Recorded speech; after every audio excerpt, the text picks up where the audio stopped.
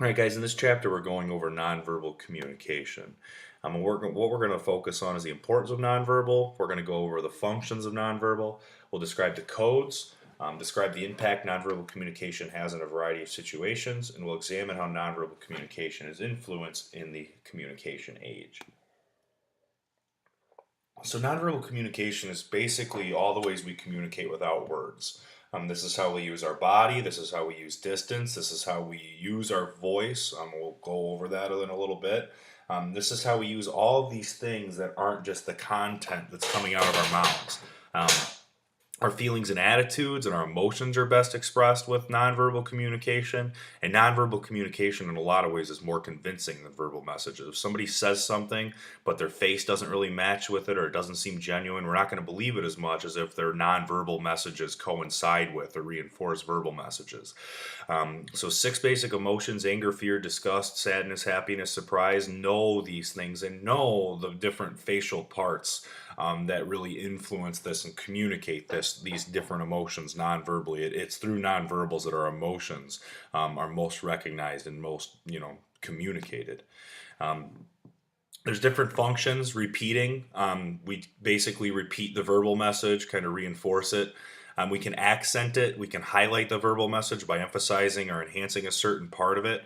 If you want to get loud at a certain part, or if you want to slow down at a certain part, or if you want to use a higher pitched voice at a certain part of a statement, that's all considered accenting. And then sometimes we conflict, meaning that we use nonverbal messages to contradict your verbal message. Sometimes we do this when we're being sarcastic or something like that. But we use these different things as different functions depending on what it is that we're trying to express.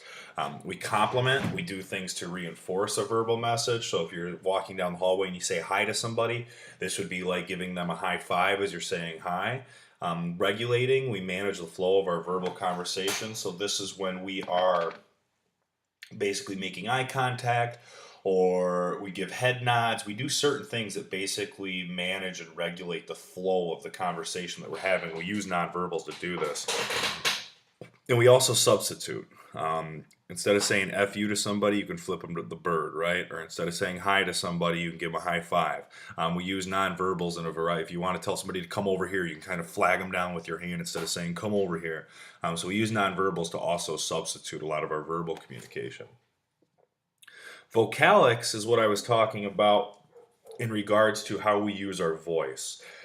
This is how we can use our vocalics in ways to express certain things, and particularly emotions. So the tone that we're using, how much we articulate, the rate or the speed in which we talk, our volume. Are we getting louder? Or are we being more quiet? Is the pitch high or low?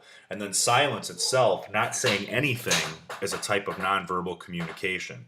So the ways that we use our voice, the ways that we craft our voice, the way that we basically influx our tone, pitch, and rate, all those things, that's considered nonverbal communication. Verbal communication is just the actual content that's coming out of your mouth, but the way in which it comes out, the way in which you decide to say things, that's considered nonverbal. When people say it's not what you said, it's the way that you said it, you're getting at nonverbal communication. Kinesthetics, this is about body movement, and this is consisted of posture and gestures. So posture, it's do you stand up straight? There's a lot of research that shows that leaders typically at meetings tend to take up more space at the table because it demonstrates dominance and status, and they stand up straight, and they cross their arms, and they do those kinds of things.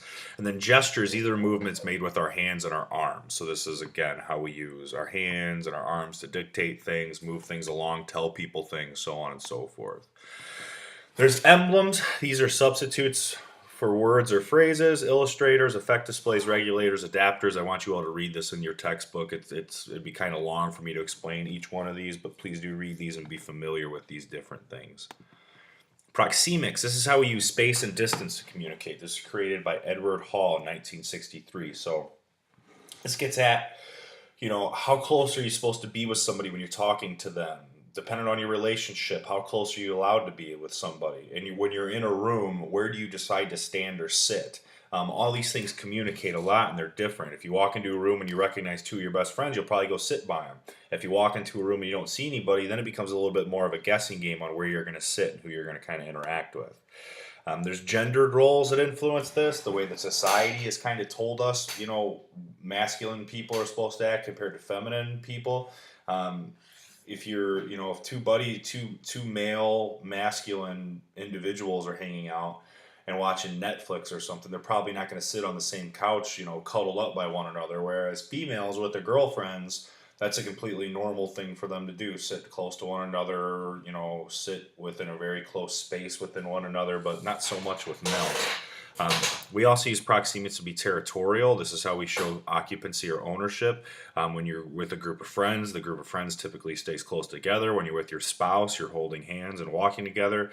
It basically shows how you are affiliated with that person. And it can be intruded in three ways: violation, invasion, and contamination territory.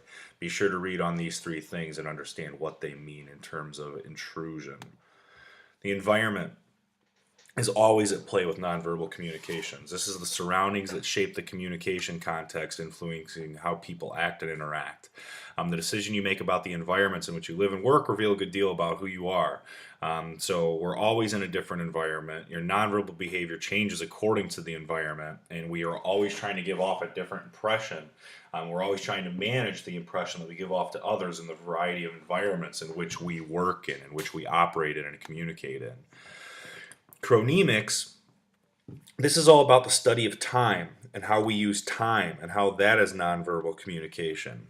There's monochronic and polychronic cultures, and basically monochronic cultures are when a meeting starts at 10 o'clock, the meeting's going to start at 10 o'clock.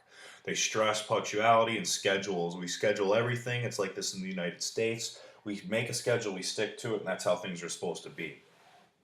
Polychronic cultures are a lot more subjective and kind of willing to flex on this a little bit.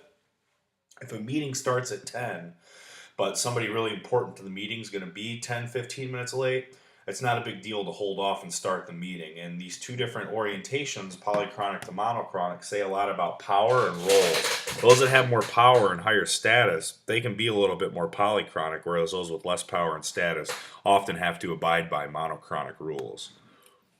Facial expressions is another huge one. This is the face to communicate emotion and feelings like we talked about. Social norms and communication expectations in our culture set the rules for what kind of emotional expressions are appropriate in certain situations. So it's cultural. The facial expressions we're allowed to make in any given situation, those are culturally created. We've agreed on those over time. We can lose face. There's different techniques, and emoticons and emojis fill this role when we're online. Eye behavior. The majority of what we ever learn or the information that we receive or what we do on a daily basis is visual. We learn things, we see things, we watch people, we read things. So much of how we intake our information is visual. And there's social and cultural importance to engage and maintain and end communication. We use eye behavior to basically take turns in conversations. We use eye contact to basically let people know, okay, I'm done, I don't want to have this conversation anymore. Or we use eye contact to say, ooh, I'm intrigued, keep going, I want to talk more. And eyes also reveal deception. Research shows over and over again that people don't make eye contact or avoid making eye contact are often being deceptive or not honest in that interaction. Haptics is the study of touch. And this is how we use touch to determine and create and send messages. And there's different ethics, and I want you to go and read these. The functional, professional, friendships, warm, social, polite, and the love, intimacy, these different ethics. I want you to be very familiar with what these are and what they mean. But haptics is the study of touch. How do we use touch to communicate? When is it appropriate? In what situations? High fives, back rubs, pat on the back, all these different things. These are considered haptics. And it's important to understand when certain types of touch are appropriate, when others aren't. If it's one of your best friends, it's probably not a big deal to put your arm around them or put a hand on a shoulder. But if it's a workplace professional, it could be misconstrued as sexual harassment if you put your arm around them. So it's all determined on what context you're in that ultimately makes the touch appropriate or not. It says a lot about the relationship you're in as well as who you are as a person. And to determine appropriateness, you need to know location, where is the touch taking place, the duration, how long is it lasting, and how intense is it. These three aspects determine appropriateness. And the meaning of a touch is only appropriate within its cultural context can we determine if it's appropriate or not. So one context, it might be okay to touch another person a certain way, and a different context, it might not be. Physical appearance, these are the observable traits of the body and its accessories and extensions. So we have physical attraction. This is the perception of beauty derived from cultures, and this varies amongst cultures. We have artifacts. These are the things that we wear. And these are objects to represent our identities, our interests, and our background. So this is like our jewelry, the way we style our hair, the clothes that we choose to wear. And then finally, body type, shape, and size. This is how we classify people according to their body type. If somebody's big and muscular, we think, ooh, they're a jock. If we see somebody small and skinny, we think, oh, maybe they're not. Or we classify people based on their body types. So how do we improve our nonverbal communication? Focus on your nonverbal immediacy. The closeness-inducing nonverbal behavior cues. The more immediate you are, the more others will like you, work with you, and learn from you. Nonverbal communication is important. It's important that you recognize in any kind of given situation what you're doing nonverbally. You don't want to send off the wrong messages, because oftentimes that is the case, and that's what happens.